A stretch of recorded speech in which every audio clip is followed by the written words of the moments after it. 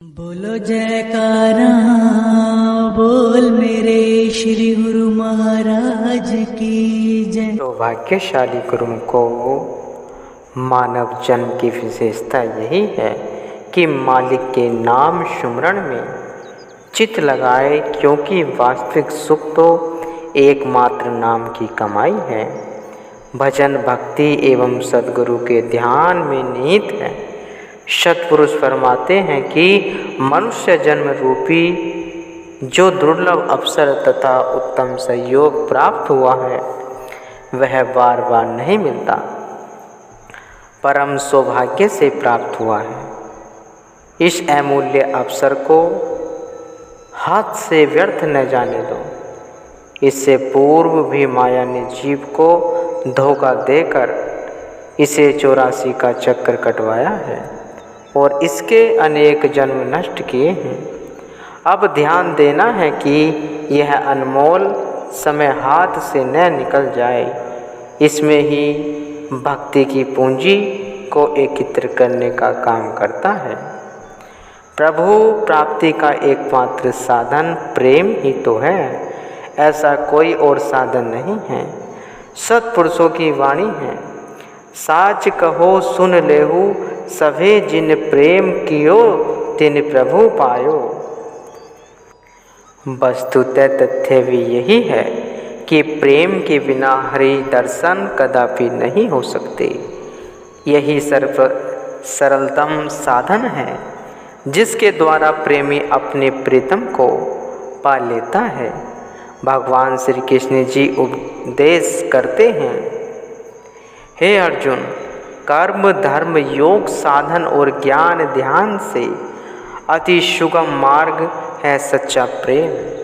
सच्चे प्रेम का लक्ष्य ही प्रीतम के स्वरूप में अपने आप को खो देने का है। जिसने अपनी सत्ता को जीवन काल में इष्ट देव के प्यार में मिटा दिया वह सदा के लिए अमर पद को पा गया। उसका कोई कर्तव्य भी शेष नहीं रहता। पुनः फरमाते हैं, हे प्रिय सखा, जो सच्चे प्रेम और हार्दिक सौहार्द से मुझ पर सर्वस्व समर्पित कर देते हैं वे इस मिथ्या संसार के झमेलों से पार हो जाते हैं और उनकी पहुँच आत्मा तक हो जाती है।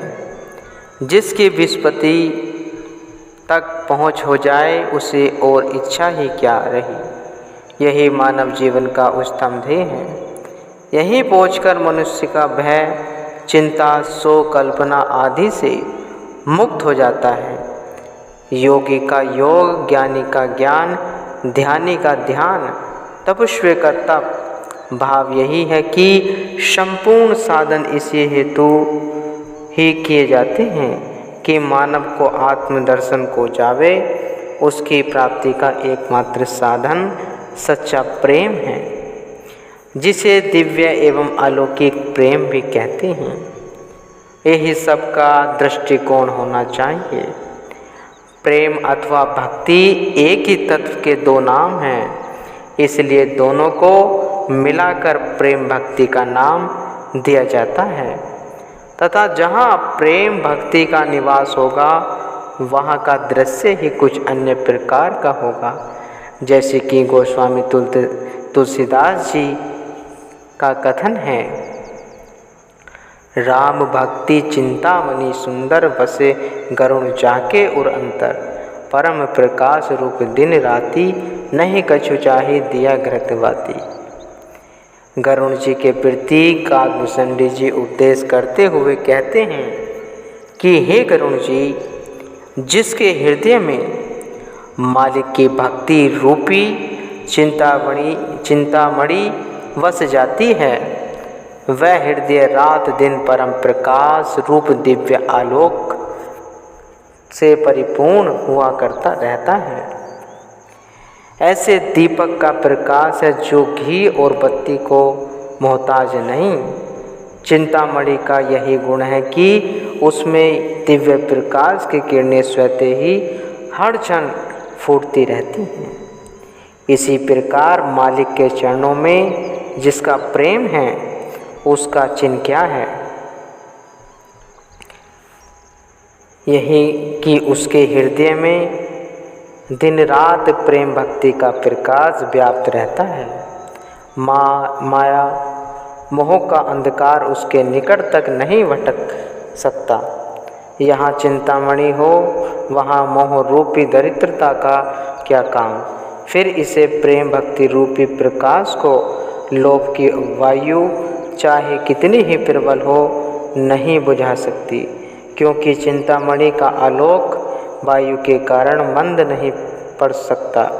अविद्या अर्थात अज्ञान का प्रबल अंधकार इस ज्योति से स्वतः नष्ट हो जाता है तथा मन के जितने भी विकार हैं वे पतंगों के समान इस प्रकाश पुंज द्वारा जलकर भस्मित हो जाते हैं। प्रेम भक्ति की यही पहचान है कि माया मोह का अंधकार चित्त में न रहने पावे। जब तक माया का अंधकार चित्त से दूर नहीं होता वहाँ भक्ति कहाँ है। भक्ति रूपी चिंतामणि को तो जब हृदय में बसा लिया जाता है तब अज्ञान का अंधकार और मन के विकार आदि जीव को कदापि नहीं सता सकते। जब तक हृदय में प्रेम भक्ति रूपी अग्नि प्रज्वलित न हो, संचित कर्मों का विनाश हो क्यों कर हो, तभी तक संचित कर्मों के संस्कार तथा मन के विकार आदि मनुष्य को कलेश पहुँचते रहते हैं। जब तक प्रेम भक्ति की अग्नि हृदय में प्रचंड नहीं होती। भाव यही है कि प्रेम का साधन सभी साधनों में से उत्तम है। इसके द्वारा साधक का काम अति शीघ्र तथा नितांत सरलतापूर्वक बन जाता है। प्रेम मार्ग को विहंगम मार्ग कहा जाता है, अर्थात यह पक्षी की भांति उड़ान का मार्ग है। प्रेम की अपेक्षा अन्य कर्म धर्म सब पिपली का मार्ग है, जिसे बड़ी लंबी यात्रा करनी हो। वह यदि चिऊटी चाल से चले तो कब तक अपने लक्ष्य स्थान को प्राप्त करेगा, और यदि पक्षी की गति से उड़े तो कितनी देर लगेगी, इसका अनुमान कर सकना बहुत कठिन नहीं है। जीवात्मा भी जन्म जन्मांतर से अपने मालिक से दूर पड़ा हुआ है। इसके सम्मुख भी बड़ी लंबी यात्रा है। इसलिए जब तक मालिक के चरणों में प्रेम न होगा, भक्ति मार्ग में सफलता की आशा नहीं की जा सकती। प्रेम के बिना लक्ष्य की प्राप्ति कठिन है। समय परमात्मा प्रवचन समय परमात्मा की अति मूल्यवान धरोहर के रूप में मनुष्य को प्राप्त हुआ है। महापुरुषों का कहना है कि समय का एक क्षण व्यर्थ गंवाना भी मानव परमात्मा की धरोहर का दुरुपयोग करना है। कोई व्यक्ति किसी को कोई पदार्थ रखने के लिए दे दे, उसे धरोहर कहते हैं, तथा जब वह वस्तु उससे वापस न करके नष्ट भ्रष्ट कर दी जाए तो उसे धरोहर का दुरुपयोग कहते हैं, और ऐसा करना सामाजिक अपराध है। इसी प्रकार समय को नष्ट करना भी परमात्मा की धरोहर का दुरुपयोग करने का महान अपराध है। अतएव समय को कभी व्यर्थ न जाने देना चाहिए। खोए हुए धन का पुनः प्राप्त किया जा सकता है। भूली हुई विद्या को परिश्रम द्वारा पुनः प्राप्त किया जा सकता है। बिगड़े हुए स्वास्थ्य को उचित औषधि के सेवन द्वारा सुधारा जाना संभव है, परंतु बीते हुए समय को किसी भी साधन अथवा उपाय द्वारा लौटा सकना संभव नहीं है। समय के लघुतम कण क्षण हीरे मोतियों के समान हैं। इन्हें बेकारी के खंडरों में नष्ट मत करो। जो मनुष्य समय का उचित मूल्यांकन नहीं करता, समय भी उसका मूल्यांकन नहीं करता। हमारे जीवन का प्रत्येक दिन एक प्रिय अतिथि है, जो प्रकृति की ओर से हमारे लिए सौभाग्य के नए उपहार साथ लाता है, और हमें भेंट करता है। यदि अपने घर में उसका स्वागत सत्कार न किया जाए तो वह विनिराश होकर लौट जाता है और फिर कभी भी लौट कर नहीं आता। इसी प्रकार समय भी जीवन का ताना बाना है और इसके अति कोमल नन्हे नन्हे तारों और क्षणों से भी जीवन की विस्मृत चादर बुनी जाती है। यदि इसे ताने वाने को बाल्यकाल तथा युवा अवस्था की अनियमित मिताओं द्वारा तोड़ दिया जाता तो यह बहुत बड़ी हानि होगी, क्योंकि यह ताना वाना फिर कभी नहीं ताना जा सकता। अतः जो काम इस दुर्लभ समय में आज करना है उसे कल पर कदापि नहीं डालना चाहिए। अभी इसी क्षण पूरा कर लिया जाए, अर्थात इसी समय में भजन अभ्यास कर लिया जाए तो भजन अभ्यास में आलस्य अथवा प्रमाद न आने पाए। समय को शब्द तथा नाम की कमाई में लगाना ही बुद्धिमानी और चतुराई के रहस्य है। सभी महापुरुष वेद शास्त्र तथा सत्पुरुषों की वाणियाँ भक्ति की महिमा का गान करती है। भक्ति की महिमा को कोई एक प्रकार से वर्णन करता है तो कोई अन्य प्रकार अंतर से। जिस भक्ति को इतनी महिमा तथा जिसे सात्विक प्रकाश कहा जाता है वह क्या वस्तु है और उसे किस प्रकार से प्राप्त किया जा सकता है। श्रद्धा विश्वास के द्वारा मन को निर्मल बनाना है जिससे कि उसमें भक्ति का प्रकाश भरा जाए। इसके लिए सत्य व्यवहार की आवश्यकता है। गुरु के प्रति कोई छल कपट का व्यवहार करे अथवा आज्ञा उल्लंघन करे तो क्या उसके हृदय में भक्ति का प्रकाश हो सकेगा? कदापि नहीं। गुरु आज्ञा का उल्लंघन करने पर काल और माया जीव पर अधिकार प्राप्त कर लेते हैं। यदि सेवक आज्ञा रेखा के भीतर रहे तो काल का दावा उस पर नहीं चल सकता।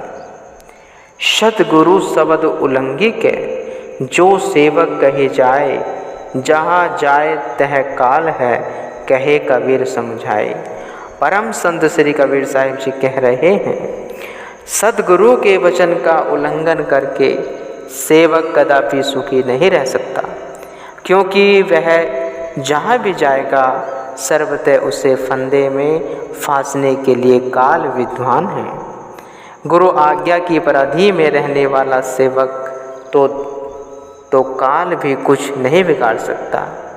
श्री कबीर साहिब जी का कथन है कि इस परिधि से बाहर होते ही सेवक पर काल का दावा चल जाता है और वह उससे अपना बचाव कर ही नहीं सकता। माया और काल का चक्र संसार में दिन रात चल रहा है। सीता रूपी सुरती अहंकार रूपी रावण की कैद में पड़ गई है।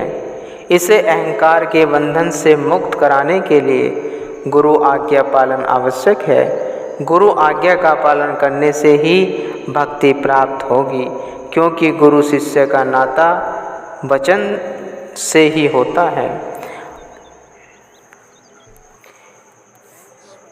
गुरु और शिष्य वचन कर नाता, सो सेवक जिस वचन पाता।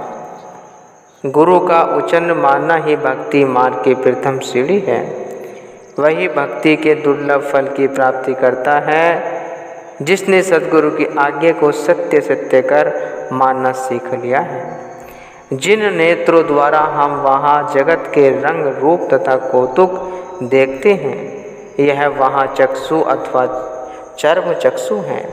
अंतर्मनस के चक्षु और उसको दिव्य चक्षु, तीसरा नेत्र अंतदृष्टि अथवा विवेक दृष्टि आदि अनेक नामों से पुकारा जाता है। प्रत्येक व्यक्ति इस अंतर्दृष्टि को प्राप्त कर सकता है, परंतु इस दृष्टि की उपलब्धि एकमात्र महापुरुषों की कृपा द्वारा, गुरु भक्ति के द्वारा हो सकती है। सद्गुरु के चरण कमलों के नाखूनों का प्रकाश हीरे मणियों से भी अधिक है। इनका ध्यान करने से दिव्य दृष्टि खुलती है। दिव्य दृष्टि खुलने पर ही सत असत का ज्ञान हो जाता है कि वास्तव में जगत सत्य है अथवा मिथ्या है। अनेकों संयम साधन इस मंजिल तक अत्यधिक कठिनता से पहुँचते हैं, परंतु सद्गुरु का ध्यान अथवा गुरु भक्ति एक ऐसा सुगम साधन है जिससे जीव सरलता से इस मंजिल तक पहुंचा सकता है। दिव्य दृष्टि का प्राप्त होना ही मानो सर्व सुखों को पाना है। यह दिव्य दृष्टि सद्गुरु के चरण कमलों का ध्यान करने से ही अथवा शब्द अभ्यास की कमाई से प्राप्त होती है, जिससे मोह माया का समस्त अंधकार दूर हो जाता है और विमल प्रकाश की प्राप्ति होती है। यही दिव्य नेत्र अथवा तीसरे तिल को ही शिव नेत्र कहते हैं, जो सद्गुरु की कृपा बिना नहीं खुल सकता। अतएव सद्गुरु की शरण में जाकर नाम की कमाई से दिव्य दृष्टि खोलने का ढंग सीखना है। जीव आत्मा कुल मालिक का अंश है। अंश को यदि अपने मालिक से जिसका कि वह अंश है मिलने की सच्ची लगन हो तो उसका मालिक से मिल जाना कुछ कठिन नहीं।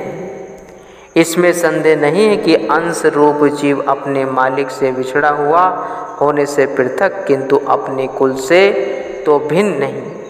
इसमें भी अपने कुल अर्थात परमात्मा के समस्त गुण तथा शक्ति विद्वान हैं तथा जब अंश परमात्मा से मिल जाएगा तो वही शक्ति इसमें भी प्रकट होगी।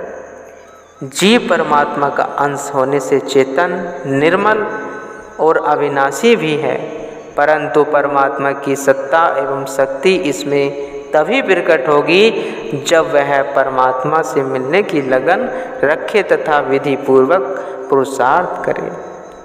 जल की एक बूंद सागर से यदि पृथक है तो उस समय बूंद मलिन, शीतल, गर्म आदि रूप में होती है। उसकी सत्ता शक्ति न होने से तुल्य है।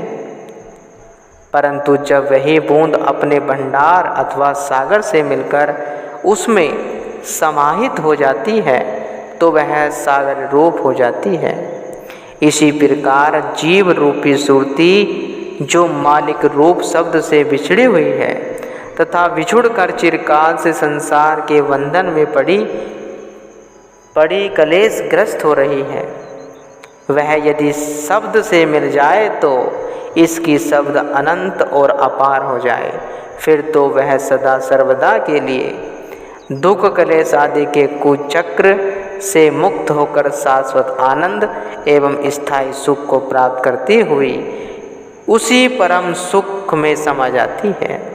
सुरति में चेतन सत्ता एवं आनंद का अस्तित्व तो है, परंतु जब तक यह शब्द से न मिले इसमें सत्ता शक्ति नहीं हो सकती। तनिक सुरति को पिंड देश के हटाकर ब्रह्मांड में ले जाकर देखे तो मालूम होता है कि वहाँ पहुंचकर कितना अपूर्व आनंद व अनंत शांति सुरति को प्राप्त हो रही है।